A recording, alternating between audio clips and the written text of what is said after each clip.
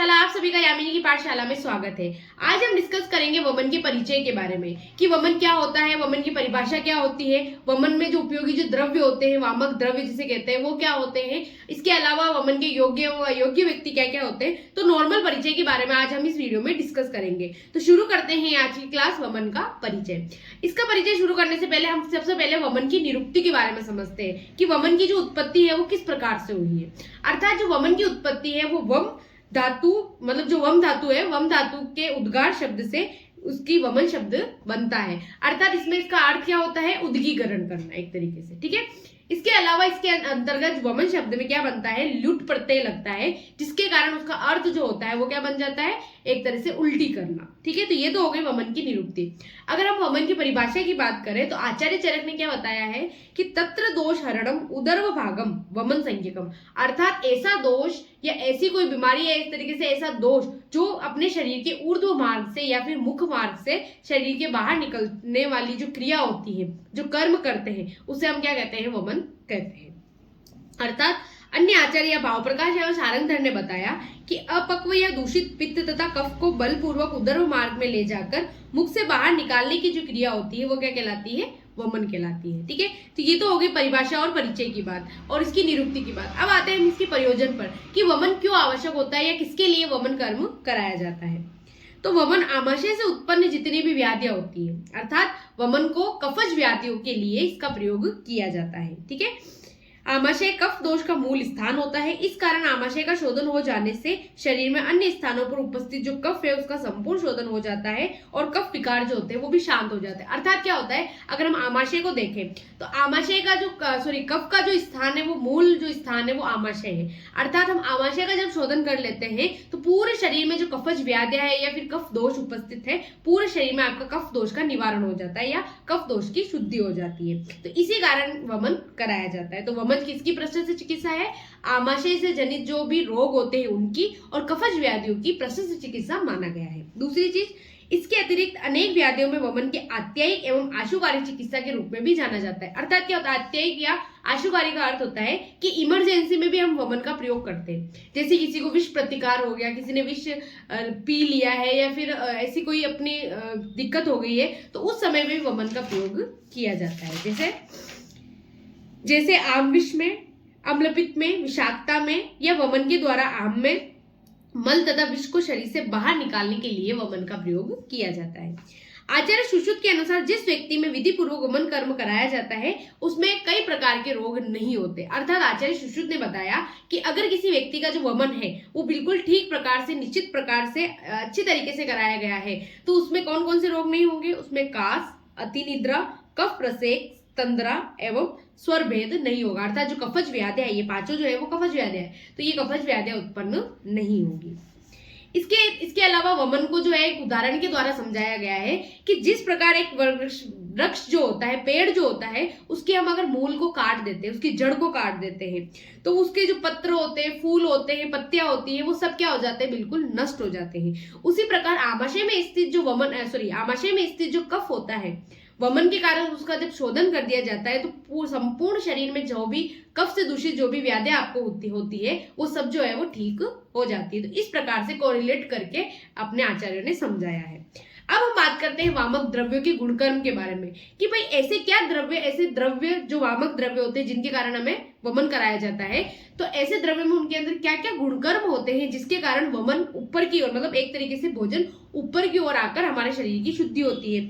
तो वामक द्रव्यों के 6 गुण कर्म बताए गए हैं। अर्थात उष्ण, तीक्ष्ण एवं सूक्ष्म। इसका अर्थ ये हुआ कि उष्ण का मतलब क्या होता है, ये एक तरीके से उष्ण होते हैं, जो वामक द्रव्य होते हैं वो उष्ण होते हैं, तो उष्णता के कारण वो बाहर निकलते हैं। इसके अलावा वो तीक्ष्ण होते हैं, मतलब अपना जो कार्य है वो तीक्ष्णता से, तेजी से करते हैं। इसके अलावा सूक्ष्म का अर्थ होता है कि वो छोटे से छोटे छिद्र के अंदर से भी निकल जाते हैं। जैसे कफ जो होता है वो अपने संपूर्ण शरीर में व्याप्त होता है, ठीक है। कहीं छोटी जगह होती है, कहीं बड़े अवयव होते हैं, तो कहीं छोटे अवयव होते हैं। तो हर छोटे से छोटा, मतलब एक तरीके से कोने से जो है वो ऐसे कफ को बाहर निकाल दे, तो ऐसे जो कम गुण होते हैं वो वामक द्रव्य में होते हैं। इनके अलावा व्यवायी होते हैं, विकासी होते हैं एवं प्रभावी होते हैं। व्यवायी का अर्थ होता है कि सब जगह फैलने वाले, ठीक है। दूसरा विकासी का मतलब होता है कि आपकी संधियों में शिथिलता उत्पन्न करते हैं, जिसके कारण जो दोष है वो जल्दी से निकल सके। तीसरा प्रभावी होते हैं। प्रभावी का अर्थ क्या होता है कि उनका एक प्रभाव होता है, जैसे वमक द्रव्य है, जो वामक द्रव्य है उनका प्रभाव होता है कि वो ऊर्ध्व मार्ग से ही बाहर निकलेंगे, ठीक है। जैसे कि विरेचन की अपन आगे बात करेंगे, अभी के लिए इतना कि विरेचन द्रव्य जो होंगे वो क्या करेंगे, आपके अधोभाग, उनका प्रभाव क्या होगा, अधोभाग से निकालने, मतलब अधोभाग से आपके जो भी दोष है उनको निकालेंगे। लेकिन वामक द्रव्य का प्रभाव ऐसा होता है कि वो ऊर्ध्व मार्ग से अर्थात आपके मुख मार्ग से दोषों को बाहर निकालते हैं। तो इस प्रकार से वामक द्रव्य के गुणकर्म बताएं। अब आते हैं कि वामक द्रव्य क्या होते हैं, कौन कौन से ऐसे द्रव्य है जो वमन के लिए प्रयोग किए जाते हैं। तो वामक द्रव्यों में मदन फल जो होता है वो सबसे श्रेष्ठ द्रव्य बताया गया है। इसके अलावा आचार्य चरक ने मूलनीय द्रव्य, मूलिनी यानी जिसमें मूल का प्रयोग किया जाता है, जड़ का प्रयोग किया जाता है, तो वज्जा, क्षणपुष्पी एवं शिम्बी। फिर आता है फलिनी द्रव्य जिसमें फल का प्रयोग किया जाएगा, दामार्गव, इश्वाकु, जीमुतक, कृतवेदन, कुटज एवं मदन फल, ठीक है। ये फलिनी द्रव्य होते हैं। क्षीरी द्रव्य यानी कि जिसका दूध जो होता है एक तरह से क्षीर का प्रयोग किया जाएगा, तो अश्मंतक एवं मदार। लवण द्रव्य यानी कि जो नमकीन, जो नमक होता है, औद्भिद, सेंधव, सोवरचल एवं विड। आपने देखा होगा कभी भी किसी को जो अल्कोहल का ज्यादा प्रयोग कर लेता है तो उसको नमक और चीनी डालकर एक तरीके से उसका पानी पिलाया जाता है, ठीक है, जिसके कारण उसको वमन आ जाए और अल्कोहल बाहर निकल जाए, जिससे वो सही हो जाए, ठीक है। तो इस तरह से नमक भी जो है वो वमन के लिए प्रयोग किया जाता है। फिर कुछ वमनोपक द्रव्य भी बताए गए हैं, जैसे मधुक, श्वेत काचनार, लाल काचनार, अपामार्ग एवं मदार। ये क्या बताए गए, वमनोपक द्रव्य बताए गए हैं। वमन में योग्य एवं अयोग्य व्यक्ति के बारे में, कि वमन में कौन से ऐसे व्यक्ति है जो योग्य है और कौन से ऐसे व्यक्ति है जिनको वमन नहीं कराना चाहिए या फिर वो अयोग्य है, तो इनके बारे में हम डिस्कस करते हैं। तो सबसे पहले हम वमन के योग्य रोगी या योग्य व्यक्ति के बारे में पढ़ते हैं, अर्थात जो वमन के योग्य व्यक्ति होता है उसे हम क्या कहते हैं, व्याप्य व्यक्ति कहते हैं, ठीक है। अगर हो सकता है कि एग्जाम में व्याप्य के नाम से कि भाई वमन के व्याप्य बताओ, तो उस नाम से भी क्वेश्चन आ सकता है। तो वो बात ये की हो गई कि वमन के योग्य या वमन के व्याप्य।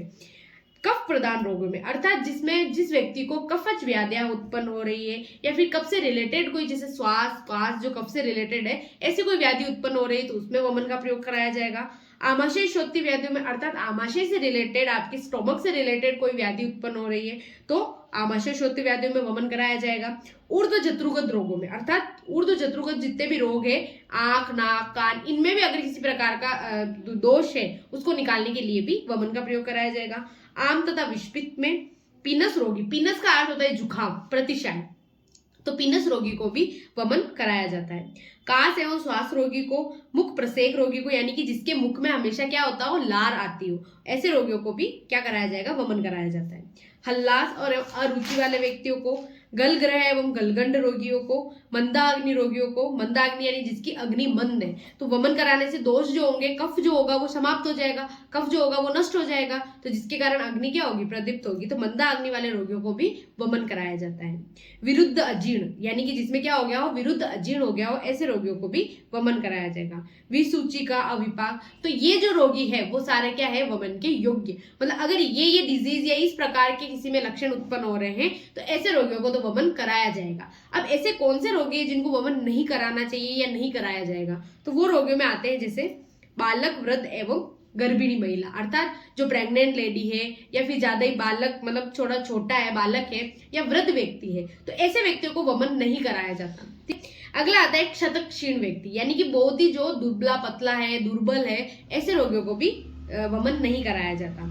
अति कृश व्यक्तियों को, दुर्बल व्यक्तियों को, पिपासित व्यक्तियों को, क्षुधित व्यक्तियों को, अति परिश्रमी व्यक्तियों को, अध्ययन करने वाले व्यक्तियों को, व्यायाम नित्य करने वाले व्यक्तियों को, अति चिंतित व्यक्ति, कठिन छर्दी वाले, मतलब जिसको ऑलरेडी, छर्दी का अर्थ भी क्या होता है, उल्टी होता है, पर छर्दी का अर्थ इसमें ये, वमन और छर्दी में इतना अंतर है कि जो छर्दी होती है वो अपने आप उत्पन्न होती है और वमन जो है वो कर्म कराया जाता है स्पेशली, इसमें इतना अंतर ही है, वरना दोनों में होता यही है कि उल्टी आती है, आपको भोजन जो है वो बाहर निकलता है।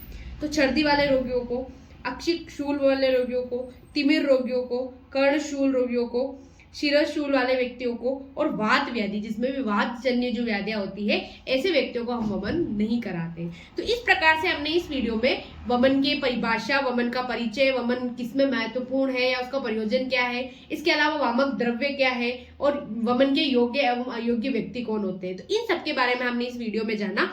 इसी के साथ इस वीडियो को हम यही खत्म करते हैं। मिलते हैं एक नई वीडियो के साथ, एक नई टॉपिक के साथ। आप मेरे चैनल पर नए हैं तो मेरे चैनल को सब्सक्राइब कीजिएगा। Thank you so much for watching. धन्यवाद।